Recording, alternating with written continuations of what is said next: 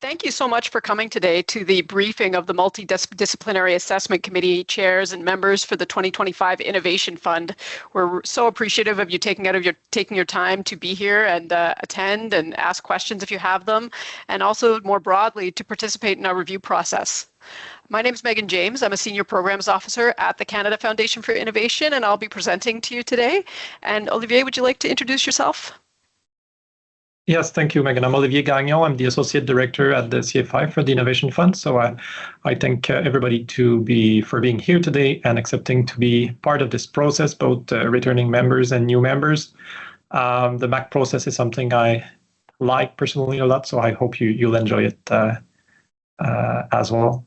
So back to you, Megan. Thanks, Olivier. The goal of this briefing is in part to give you an overview of the fund, but more specifically, it's to discuss your role as a Multidisciplinary Assessment Committee member in the merit review process of this competition. And going forward, I'll refer to the Multidisciplinary Assessment Committee as MAC. That's what we call them, MACs, because Multidisciplinary Assessment Committee is, as you can see, quite a mouthful. Please note that the meeting today will be recorded, and the recording and the deck will be shared after the presentation. So, let's learn a little bit about the CFI. There's a lot of information contained within the slides, so I encourage you to review the information once it's posted to our website. You'll notice that the chat has been disabled for this meeting. If you have specific questions, please submit them using the Q&A feature on the top menu bar. My colleagues are standing by to try to answer them in real time as they come in, but with so many folks online today, we might not get to them all live. We will be publishing a frequently asked questions document along with the slides sometime next week. If we do have time at the end of the presentation, and I expect we will, we'll take some questions verbally. So please reserve these questions until after the presentation, and we'll go in order of hands raised. And I know sometimes I need some time to reflect before asking a question. So if you do also need to do that, don't hesitate to reach out to us via email, which will be presented on the last slide if you need any additional information.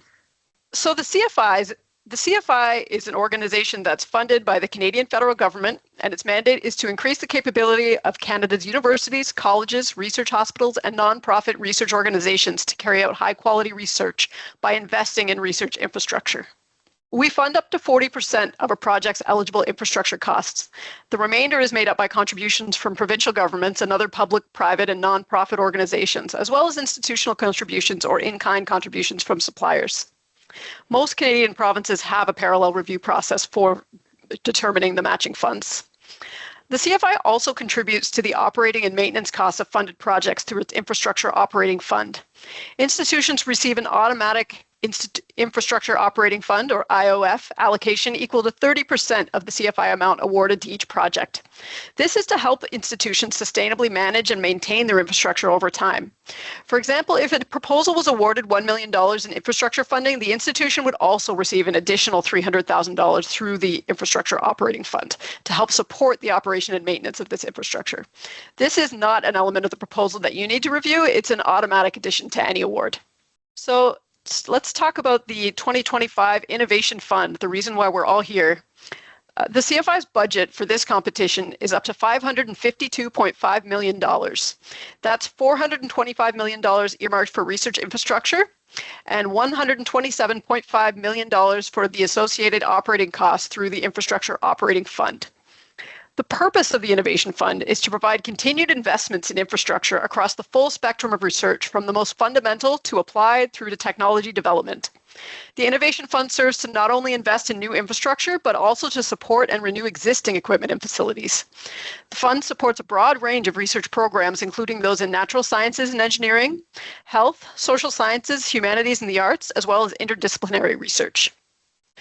The objectives of the 2025 Innovation Fund are to enable internationally competitive research or technology development through the equitable participation of expert team members, to enhance the capacity of institutions to conduct the research or technology development program over the useful life of the infrastructure, and to generate benefits for Canadians.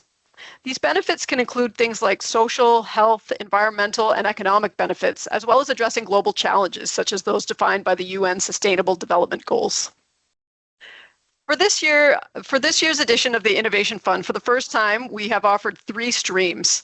The first stream, Stream 1, is Leading Edge of Exploration and Knowledge Generation. This is an open stream that's open to proposals from all disciplines. Stream 2 is leading edge of exploration and knowledge generation in the social sciences, humanities, and arts. So that's where the proposals must have their primary fields of research. And Stream 3 is the creation, renewal, and upgrade of core facilities. So all requested infrastructure must be housed in and managed by a core facility. There's no predetermined distribution of funding across the streams. This was done to be able to tailor this sub-criteria more appropriately to each type of project. And each MAC will be assigned proposals of a similar size or complexity from a mix of streams. The decision to have 3 streams was made based on feedback from the research community. For example, for Stream 3, the core facility stream, we've expanded eligible costs to include scientific and technical personnel for the operation and maintenance of core facilities. Optimal and efficient use of the infrastructure requires to sustain support for highly skilled scientists, technicians, and personnel for facility management and outreach. And this is a need that our users identified. As you can see, we've had quite a high uptake for this competition. We've received 334 proposals from 70 institutions, and about 60% of these projects will make it to the MAC stage of the review process. We expect that at the end, in the final decisions, the funding rate will be about 35%. You can see here our competition timeline and the merit review process that will take place. So in February 2025, the proposals were submitted and CFI staff completed a validation of eligibility through an administrative review. In March 2025, stage 1 of the review process began, which was the expert committee level. The expert committees reviewed small groups of proposals from the same area of research, and the expert committee reports that resulted from these reviews focused on the strengths and weaknesses of each proposal in relation to 5 assessment criteria. The stage we're at now, the Multidisciplinary Assessment Committee, or MAC stage, will take place in September 2025. The MAC reviews proposals that meet the minimum threshold at the expert committee stage, and I'll explain more about that threshold a little bit later. As the name suggests, the MAC reviews proposals from a variety of disciplines, and the makeup of the committee reflects this in their varied expertise. The MACs are responsible for identifying proposals that best meet the 3 competition objectives relative to other competing requests. They're also responsible for providing a funding recommendation and funding amount for each proposal for the next stage of review. We estimate that roughly 65% of proposals reviewed during the MAC stage of the review process will be recommended for funding and will go to the next stage, which is the Super Multidisciplinary Assessment Committee, or the Super MAC, as we call it, the SMAC. This will take place beginning in November 2025. The SMAC makes funding recommendations for proposals that most effectively support the CFI's mandate, that meet the objectives of the competition, and that represent the most effective portfolio of investments for Canada. So the SMAC will only pare down the recommendations to the Board of Directors if the competition budget is still exceeded after the MAC stage. And for the final stage in December 2025, the CFI Board of Directors will make final funding decisions. Excellence is the main driver throughout all stages of the review process. We have scheduled the MACs for September, and you'll have received emails to that effect, and we will send new calendar items shortly. Oops, too fast. So let's dive into our review process, which is kind of the most important part of this meeting today. So to do your review, you'll have access to all the competition documents through the CFI's online portal, which is called the CFI Awards Management System, or CAMS. Most of you will have already received CAMS activation information, but if you haven't, it will be sent in the coming weeks. And we encourage you to log in when you receive that activation, because the information to log in is only active for 30 days, at which point we'll have to get back in touch with each other and provide new information for you to be able to activate your CAMS accounts. You'll also have access to the expert committee reports and proposals and other relevant materials, such as guidelines for multidisciplinary assessment committees, the MAC report template, and that's a Word template to use to help focus your review around the 3 competition objectives. You'll have access to the meeting agenda and the reviewer assignments. And in mid to late August, depending on your committee date, you'll have access to the proposals to be reviewed by your MAC and most of the expert committee reports.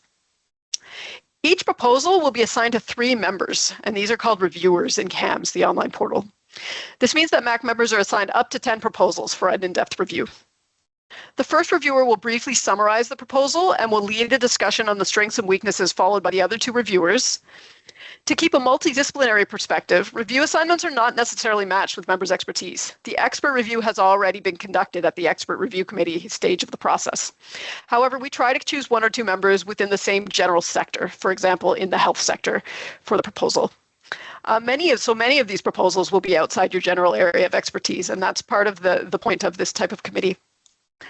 Conflicts of interest and linguistic profiles are also considered in the assignment of proposals, so please inform us if you've been assigned a proposal for which you're in conflict as soon as possible. Conflicts of interest are institution-based, so if you're from the University of Toronto, for example, you will not have access to proposals from the University of Toronto, proposals on which that university is the collaborating institution, or proposals where 1 or more of the principal users are from, in this example, the University of Toronto. So, as I mentioned, members of the expert committees have used 5 assessment criteria, which also each have sub-criteria, to assess the strengths and weaknesses of each proposal. At the MAC stage, you'll be using the competition objectives to assess strengths and weakness. But each of the assessment criteria map onto one of the competition objectives. Here you can see which criteria map to which competition objectives, and what you'll do is you'll synthesize the ratings from the assessment criteria to the competition objectives. This may involve some calibration of ratings between those given by the expert committees and your assessments at the MAC, and I'll discuss that a little bit later when we get to another slide. In the following slides, we'll go through each of the assessment criteria that map to the objectives that you'll use to assess. I won't be doing a deep dive here as we think they're fairly self-explanatory and that you'll be consulting them again as you're actively reviewing the proposals. My goal here will be to show you some of the distinctions in the criteria across the streams, as well as highlight what we mean by sub-criteria, a term we've been using a little bit so far during this presentation. So, the first criterion is the research or technology development. All proposals must provide details on the research, including innovative aspects within the national and international context, consideration of EDI and research design. And while the relevance of EDI and research design may vary across fields, we expect all applicant institutions to incorporate these principles into their proposals where applicable, and if it's not applicable, to justify why.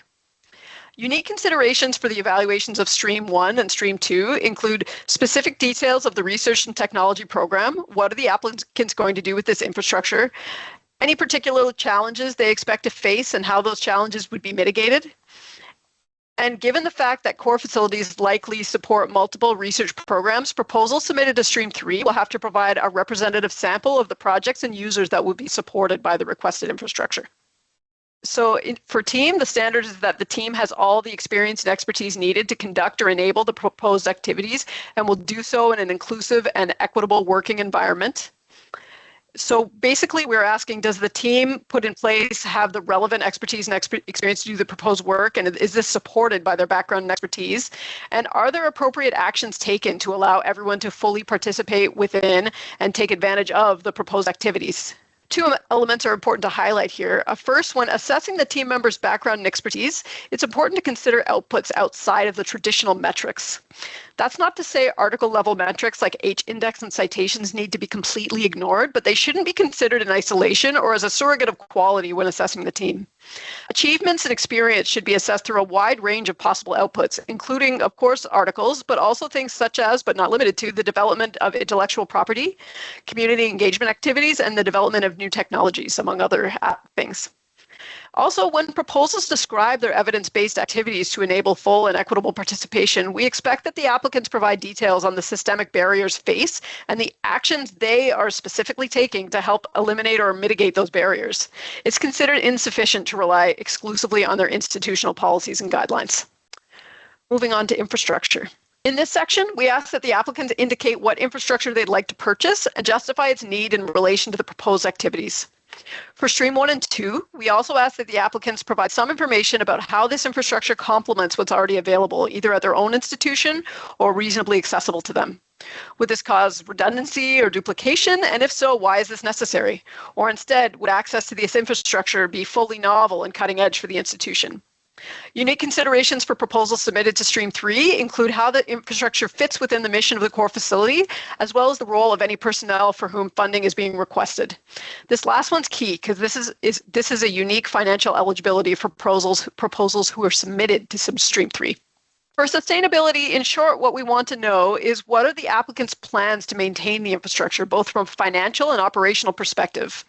We also want to know how the applicants plan to manage the use and access of the infrastructure, not only to optimize its usefulness, but also to ensure equitable access to the infrastructure. Finally, we want to know how any outputs will be securely and ethically managed, if that's applicable.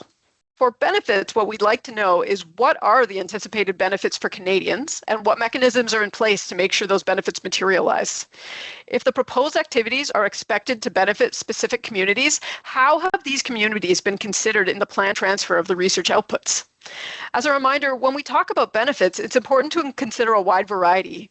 Benefits can include things like new diagnostic tools, pollution reduction, improved decision-making, or the creation of new jobs and products, among other types of benefits. In addition to the specific contributions that can stem from these activities, we also ask that the applicants highlight how the proposed activities will contribute to the training of highly qualified personnel, meaning what will they learn, how many are expected to be trained, and what are the potential future contributions. Also, how will equity and diversity be taken into consideration as part of these mentorship activities? For those of you who have been involved in the MAC process in the past, you'll notice that we've updated our rating scale slightly. The actual points on the rating scale are the same, but the names have changed. So we have 4+, which is what the exceeds criterion standard or objective is now called. We have a 4, which satisfies the criterion standard, a 3, which satisfies the criterion or objective standard with minor weaknesses, a 2, which partly satisfies the criterion standard or objective, or a 1, which does not satisfy the criterion standard or objective. So this was done in part to make it a little bit more intuitive. So a 4 is everything's been done well, it's very satisfactory. A 4+ should have some sort of wow factor that really takes a proposal or a certain objective of it above and beyond what the standard is, something very unique. At the expert committee stage, the members were asked to rate against the criterion standard, and for the max, we'll be using the rating scale to rate objectives, and that's why I've been describing both. So because the criterion standards for 2 of the objectives, there are 2 criterion standards that map to the objective, and for the third objective, which is benefits, it's a 1-to-1 mapping from the criterion standard of benefits to the objective of benefits. It only takes 1 justification to get a 4+ on an objective. So if there was a 4 on research and technology development and the team has a 4+, the objective 1, which is related to the research and technology development and the team, can be a 4+. The same is true for weaknesses. So weakness on one of the 2 criteria that map onto an objective, if there is confirmed weakness, then that objective should be a weakness. So we're not looking for an average between the 2 criteria that map onto the objective. The rating scale that I just explained is partly used to determine if proposals progress to the next stage of review. So proposals must meet a minimum threshold to advance to the MAC, and proposals that don't meet the minimum thresholds don't advance. So basically, a proposal does not advance if they receive 3 or more ratings of 3, satisfies the criterion standard with minor weaknesses. And this is at the expert committee stage, by the way, or a single rating for either two partially satisfies the criterion standard, or 1 does not satisfy the criterion standard.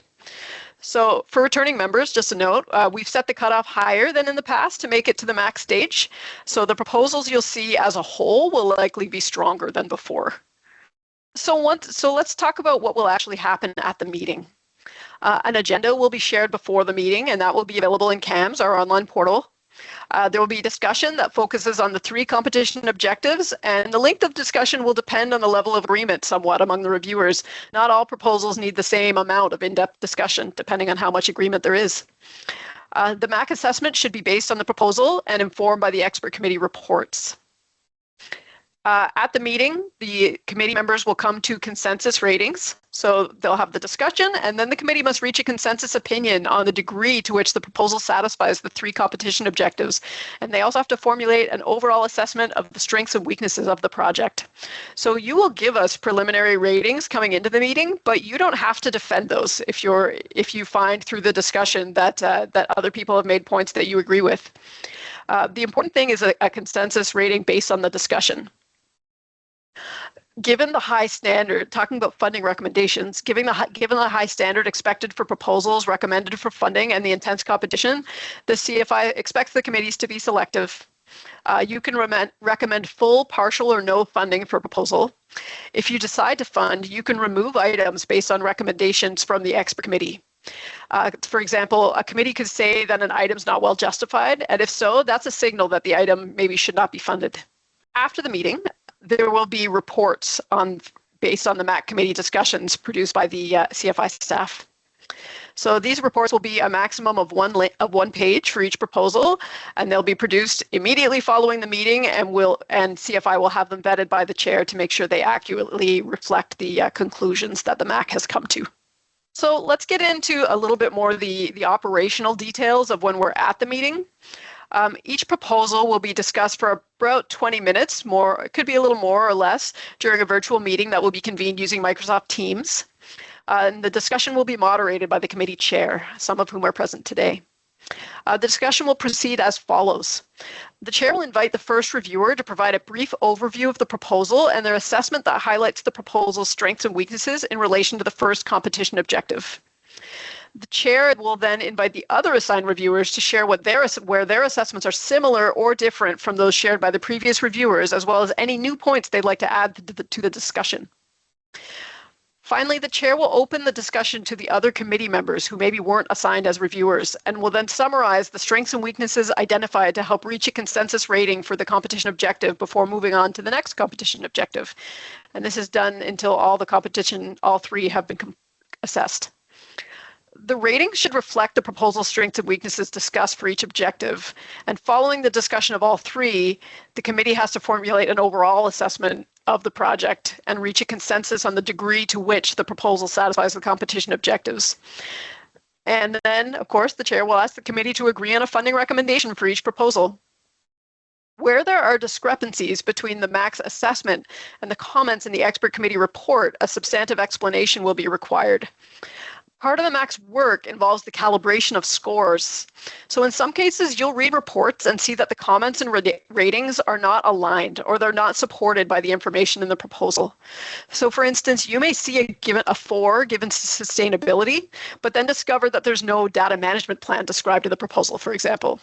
So we trust your judgment to assign ratings accordingly. Let's look at 2 examples of situations you may encounter where expert committees and MAC assessments do or do not align closely. We're not going to go into this in a fine level of detail. This will be shared along with the along with the presentation deck once this presentation is complete, but I just want to go through at a high level. So this first example is an example where the expert committee comments and ratings don't align, and the multidisciplinary assessment committee calibrates in its assessment. So the first thing we're going to look at in a very broad sense is the expert committee assessment of the criteria 1, research or technology development. Now you can see that they've given it a 3, which satisfies the criterion standard with minor weaknesses, and they've listed quite a list of strengths. But they've also listed quite a few weaknesses, and I've highlighted one weakness at the end. They say key challenges and risk mitigation not really described. It remains vague how the proposal and the infrastructure are related to personalized medicine, which is a key claim of the importance of the proposal.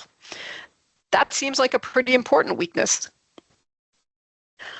For the second criterion that maps to the first objective that the MAC assesses team, the expert committee has given a 4, satisfies the criterion standard in all aspects.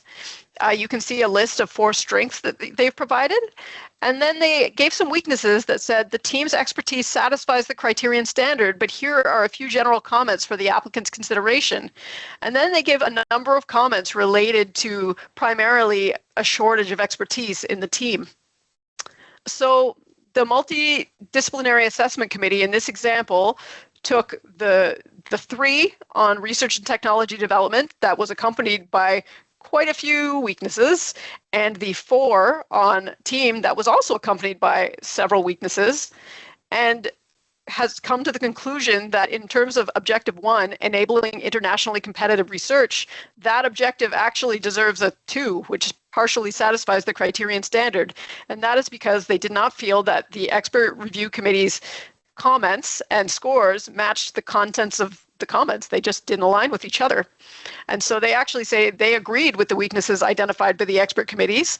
They proceed to justify what is weak about the proposal in that section, and they've awarded it a 2 because they've calibrated that, okay, if there are this many weaknesses, it's not a minor weakness. This is something that would take major effort to address. So that's the first example. The second example is an example where expert committee comments and ratings align and the multidisciplinary assessment committee is consistent with the expert committee in its assessment. So this, again, we're looking at 2 criteria mapping onto objective 1 for this particular example. The expert committee criteria 1, research and technology development, they've awarded and exceeds the criterion standard, a 4+. You can see a number of strengths that they've listed and no weaknesses. For criteria 2, team, the expert committee has awarded a 4, satisfies the criterion standard. They've also listed a number of strengths and no weaknesses.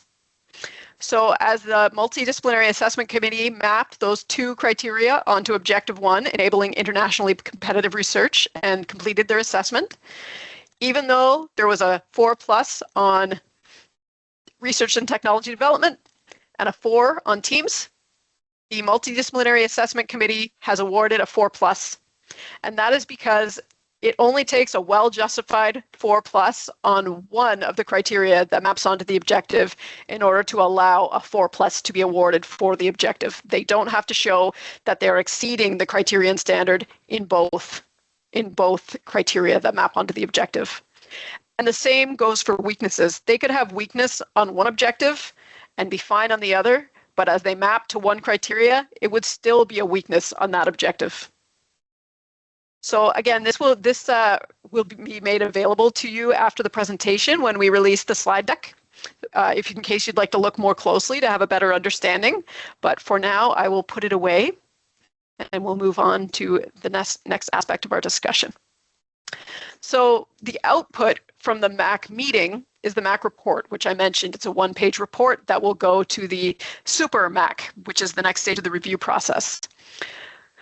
So the MAC report will have feedback that will focus on whether a proposal met the competition objectives, the MAC consensus ratings for each objective, the comments for each objective, and a justification of the funding recommendation, and of course the funding recommendation itself. The reports for projects not recommended for funding will be shorter, and they'll refer applicants to the expert committee report. That is, if the MAC and the expert committee comments are aligned. If not, we may provide a little bit more detail. Since you'll be working from the proposals and the expert committee reports to do your assessments at the MAC stage, we thought it might be helpful to kind of take a look at what those look like. So this is the expert committee report. You can see that there's some, what we call it tombstone information at the front that gives the project, at the top that gives the project number, the lead institution, the team leads, the project title, the stream that it's in, the requested funding amount, and the date that the expert committee meeting took place. The first page here lays out the rating scale, just as a reminder, and it lays out the summary of the expert committee assessment. So that is what they awarded the proposal.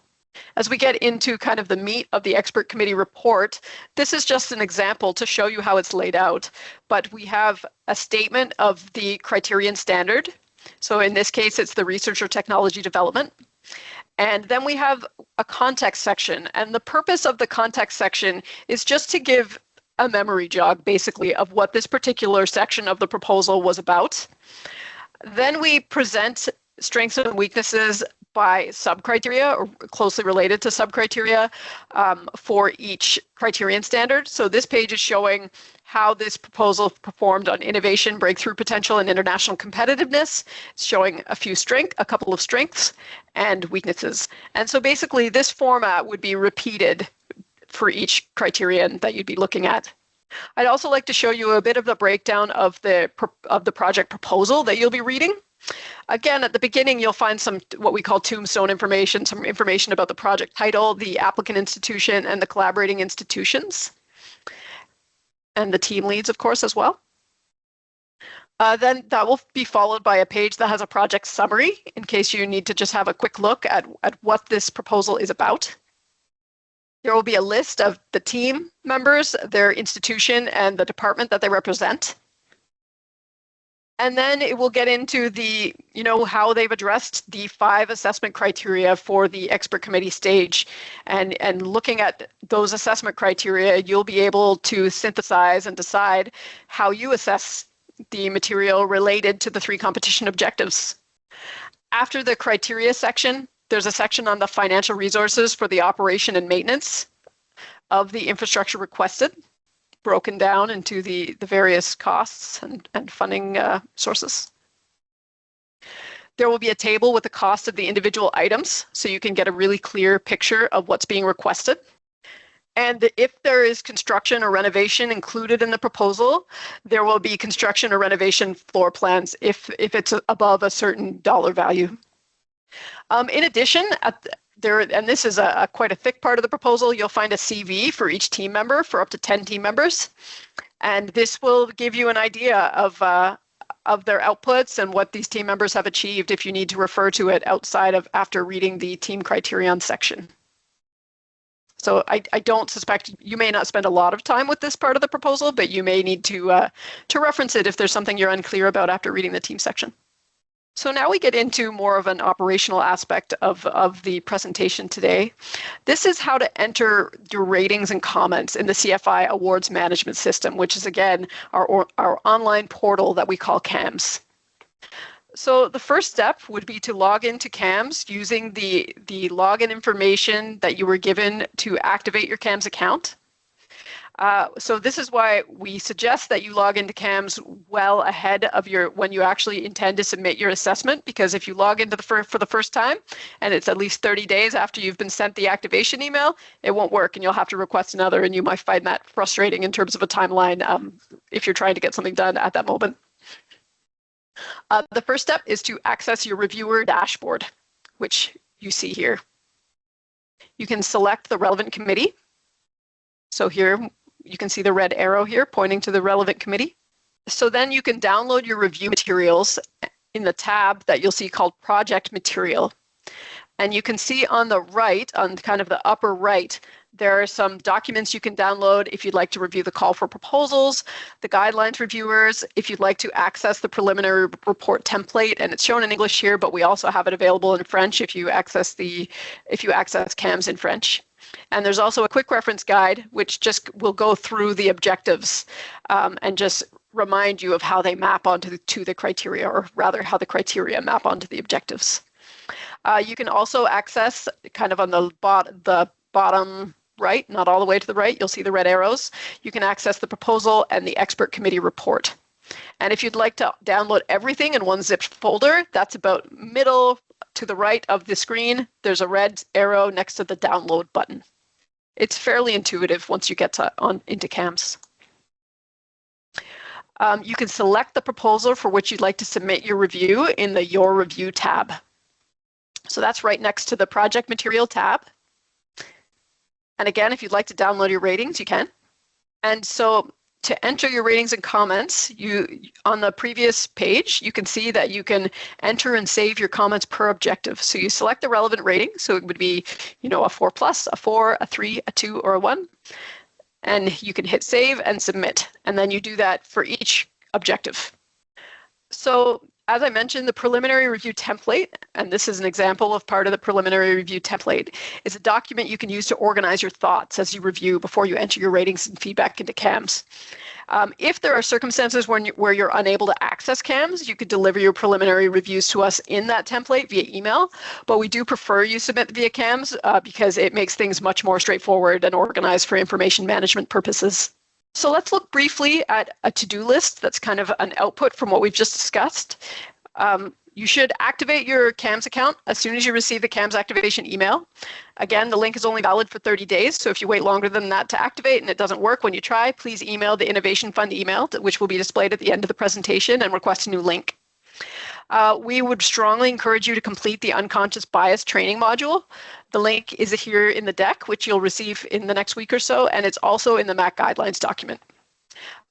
Jumping from that, you should familiarize yourself with the MAC guidelines. You will read the reports and the proposals when they're available. And you'll conduct your preliminary assessment of the proposals and enter your ratings and comments in CAMS by 1 week prior to your particular meeting to which you've been scheduled. We thought it might be a nice time to go through some best practices in peer review. So when considering qualitative and quantitative metrics, focus on the scientific content or quality and the breadth of contributions and impacts. But please consider a wide range of academic achievements and outcomes related to the best practices in research assessment. And there's another link there to that in case you'd like to explore it further. When you're assessing the strengths and weaknesses, please use the full rating scale and substantiate your opinions with evidence and examples from the proposal. When it comes to reaching a consensus, we know everybody will work towards a fair rating based on the panel discussions, and pay attention to the comments and scores of other reviewers within your panel. And we just wanted to touch on avoiding bias.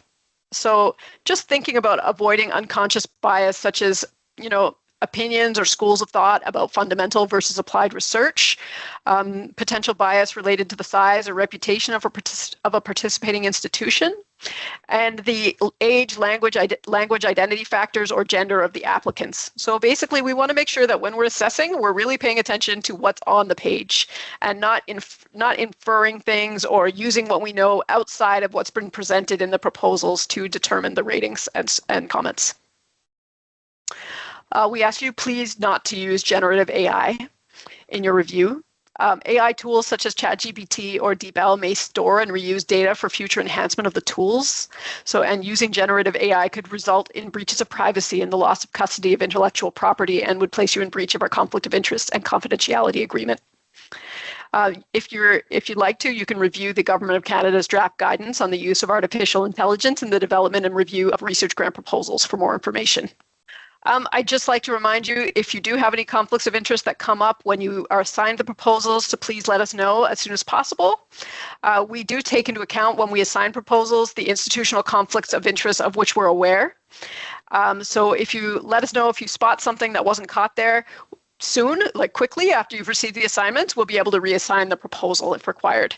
And just a reminder to keep all discussions during the meeting and any materials you've downloaded onto your computer or printed out confidential. And with that, we've reached the end of the formal part of this presentation. Thank you so much for listening. And now I'm available for questions if there's anybody that would like to ask some questions. And I'll stop sharing my screen here. Does anyone have any questions they'd like to ask? Hello. Sorry. Yes, William. Hello. My camera is disabled for some reason. I don't know why. Sorry. The question is basically, I understand now, is the proposal are assigned already or will be assigned soon? And will we be sent the materials to activate our account, etc.? Is there an email coming our way? Most emails were sent when people accepted, but we do have a record. So if there are any outstanding, we will send them promptly. Otherwise, if you've accepted some time ago, it may have lapsed. So if you can locate it, we can always send you another one. Just email Innovation Fund at innovation.ca and request another activation, and we can send it to you to activate. I look at that. I have all your emails in one folder, so I can look at that and I'll email you if I need any help, definitely. Thank you very much. You're welcome. With respect to your other question, in terms of the assignment, we are still in the middle of our expert review process. We have about 25% of the proposals left to review, so we cannot yet assign because we don't have a final idea of exactly which ones are going forward to the multidisciplinary assessment process. And so that's why it will take time to write all the final reports, get them reviewed and approved, and distribute everyone amongst the committees in the most logical way. And so you'll actually receive the materials, possibly some of the proposals sometime in July, but the reports sometime in August. That's great. Thank you very much. Thank you. Sorry, William. I had posed a question in the chat, or the Q&A section. And it's the following. In the U.S. context, National Science Foundation large center grants overwhelmingly favor projects in the natural sciences. What are the prospects for social sciences-based projects under the CFI? That's part of the reason we've created a new social sciences stream this year. There was a mechanism by which institutions could actually exceed their institutional envelope if they submitted proposals related to social sciences, arts, and humanities. And so we were hoping for a larger proportion than usual of social sciences projects, and I believe we've achieved that. In terms of the assessment, Olivier, are you aware of any differences in success rate? No, what we expect is really a similar success rate between all the fields because CFI is discipline agnostic, and it's important for us to fund proposal in all fields, including social sciences. Thank you. Thank you. Ursula? Yes, hello. I just had a question. One of the first criteria you mentioned was about international competitiveness. Sorry. That's okay. What about enabling international collaboration? Is this also a thought you would give to, or not really? That's something we would look for as a strength, I think, under team. If they've explained the relevance of international collaborations in the team section. And there's also a room in the research section where they can talk about their network of collaborators of users to kind of give confidence that this is being used for really top-notch research, and they can also talk about their international collaborations in the benefits section when they're talking about knowledge translation and knowledge transfer and their network of partners. So yeah, we do value that, and we tried to incorporate it in a few places. Okay, thank you very much. Thank you, Jürgen. Yeah, hello. My question is, to which, first of all, when we get the review, when we do the review, we can have access to the expert review report. That's from right. The expert committee. So the question is, to which extent do we consider this expert report against our own criteria? So your primary document on which to base your review is the proposal, because part of it is looking at the expert committee report with a bit of a critical eye to make sure that what they've said is supported by evidence in the proposal. That being said, we're not looking to relitigate the science that the expert committee has assessed, but more the completion of the various sub-criteria and how they've done in terms of addressing those sub-criteria. So I guess in answer, the proposal is the primary document to be supplemented with the expert committee report and to be able to use the expert committee report to see whether you agree or disagree with either their points or scoring or both. Okay. Thanks. Anything you'd like to add to that, Olivier? Oh, I think it's a good answer. I mean, we trust in a sense the expert committee assessment because we group proposal by disciplines, and several experts on that field gave them their report and assessment.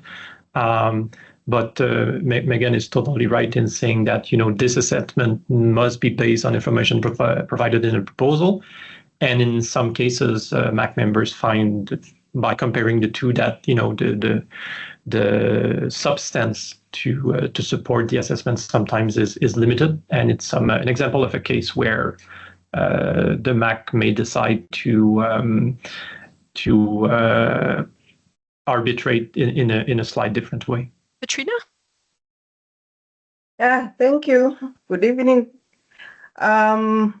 My question is on the team, the aspect on inclusion and diversity, apart from gender. How would I tell what are the aspects of inclusion? For instance, I think in your presentation, we mentioned something like the underserved. Who would be like the underserved in Canada, for instance? I think it's quite specific to the area of research, but generally the underserved, it could be people who are economically disadvantaged. It could be any kind of marginalized group, any kind of group of people made vulnerable it could be through visible minority status, it could be through immigration status. It is quite research area specific, but anyone that may not have as much or as easy access to being able to participate in research as fully as others. So examples of some inclusive practices would be flexible working hours, because we know that people who bear the primary workload of parenting or caregiving in general find it disproportionately difficult sometimes to attend or to get to labs at certain times. And so it, as an example, a flexible access policy could be something that would include more people in a more equitable way. Yeah, thank you. My problem is, how can I tell? How can I tell? Because I'll have CV of people. At least I can tell the gender. But how can I tell all what you are telling by just looking at their CV? I don't know. Sure, I can answer that. So in the team section, they should be presenting somewhat of a analysis or setting the context for, evidence supporting what the systemic barriers are in their particular area of research. They should be describing with sources that, it has been documented that it is difficult for X people to participate in this kind of research, and here are the actions we're taking to mitigate that difficulty and to address it. Yeah, thank you. Thanks. Vitu? Hi, thank you. I actually wanted to ask the question if there is going to be any combination of different streams for each reviewers. Like, are we expected likely to get a specific stream? Or is it going to be a combination of all three streams for the proposals that we review? Thank you. It will be a combination of streams. It may not be that each reviewer receives things from all three streams. It really depends what ends up going forward and just how things are distributed among committees, but it will be a mix of streams for sure. Okay, thank you. Thanks. Beirut? Hello, Megan and Olivier. So I was just wondering how many proposals we have to review for each of us. Oh, for each person, it will be up to 10. Yeah, up to 10. And I was just also asking you to be careful that some people here are overseas and they might not be able to stay very in the night, so just to plan the reporter in the early session, if possible. Yes, absolutely. Yeah, we can do that. Thank you. Josipa? There we go. Okay, hopefully you can hear me now, Megan. I can hear you. Okay, so I don't want to fire hose you. I have 3 questions, but so I'll just do one by one, if that's okay. Yep. One is on the domestic nature of opening files and data transfers. So, and it alluded to the question that just was prior. Some folks are overseas and maybe not accessing files from secure networks. Is there any rule at CFI about where you access these files, where you download them? You have to be in Canada to do so. There's any concern about leakage? I mean, we ask you not to share it, but we don't have restrictions about particular system configurations that you need to be on in order to be able to open them. Okay, that's great. Yeah. And then the second question is, in terms of balancing in Canada, sort of the distribution of funding, you went through a whole bunch of elements of consideration of diversity and equity and so on, but is there any consideration, and I may have missed it in your review if there was, if some institutions obviously are larger than others, and they probably historically, percentage-wise, have hoovered up more income and more revenue from funding agencies than others. Is there any expectation that across the review process, there's some distribution consideration in favor of smaller institutions, or is it that's not at all in the consideration at the global level? Like I could easily see, U of T and others, they just hoover up the magnet kind of, the iron filings go to the magnet in terms of the larger institutions, but some of the smaller institutions clearly would benefit, but may not be able to put forward as strong of a case consistently over the years. So I'm just wondering at a global level, that may not be our job, but to what extent is that taken into account? I'll let Olivier answer that one, Olivier, if you don't mind.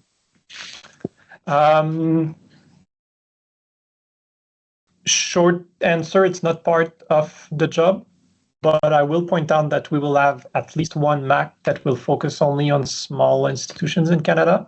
So by doing that, over the years, we are quite pleased by the fact that the success rate is similar between small institutions and large institutions in the competition. Okay, that's really great, Olivier. Out of our pay band, so to speak, as reviewers, but it's good to know that there's a consideration. And then the last one is also just more philosophical. Having been in academia a long time myself and now on the business side, on the technology side, I've worked at universities where it's really, really efficient use of funding, whether it's capital funding or research funding, and other university research teams where it's really, really inefficient use. And you can't always tell that from the review. And so my question is a little bit more about, it may not be in the applications and I'll see it, when we go through, it'll be a first debutante exposure on my end.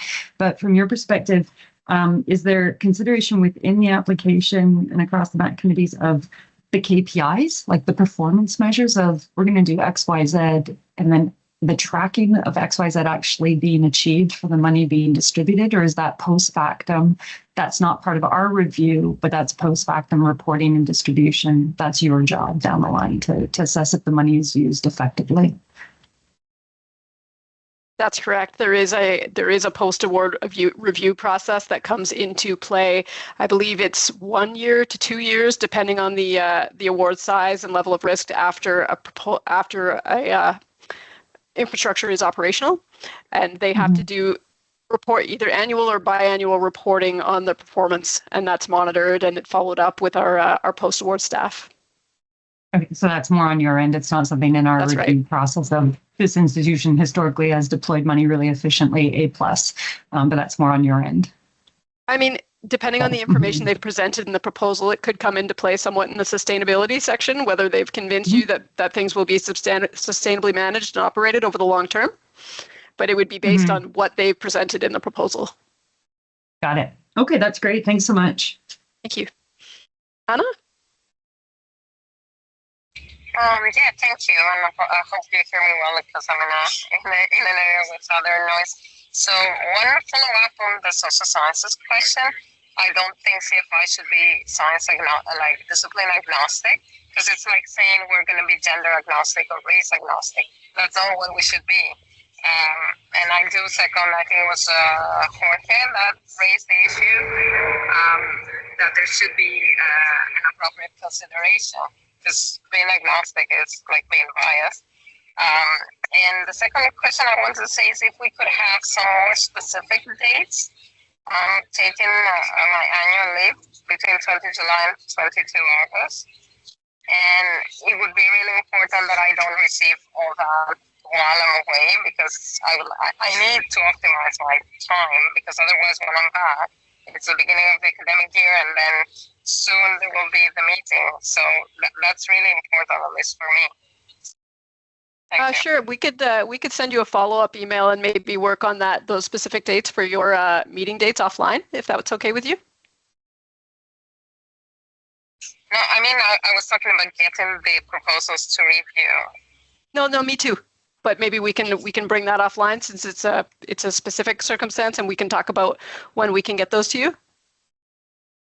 Yeah, thank you. Thank you. Luisa? Hello, can you hear me? Yes. Thank you. I have a question regarding the first objective that we have to evaluate, and I think it's like the same, I guess, in all, as I have seen, or it has like, yes, it is the same. I have a question regarding the international linkage about these projects, because you have here something that says the innovative aspects and breakthrough potential of the proposed activities within the national and international context. Do you expect that the proposals have like an international impact, or international teams, or international like an international nexus, and what kind of nexus do you expect? That's my question. we expect when they're describing the context of the research, when they're supporting their what they'd like to do with the kind of a bit of a literature review, that they're drawing from international literature, not just what's innovative and what has or hasn't been done or what will advance things in Canada, but looking globally at whether this is innovative on a global scale. And so basically it's expected to be an international literature review. Is there anyone else with a question? Okay, well, if no one has any more questions, I think that wraps up our MAC member briefing for the 2025 Innovation Fund. Thank you so much for attending today. As I said, we will promptly make the slide deck and also the example materials available to you so that you can look at them. And anytime you have any questions, please send them to innovationfund@innovation.ca, and we're happy to answer them and follow up with you individually as well. Thank you so much. Olivier, would you like to? Thank you. Thank you. Bye.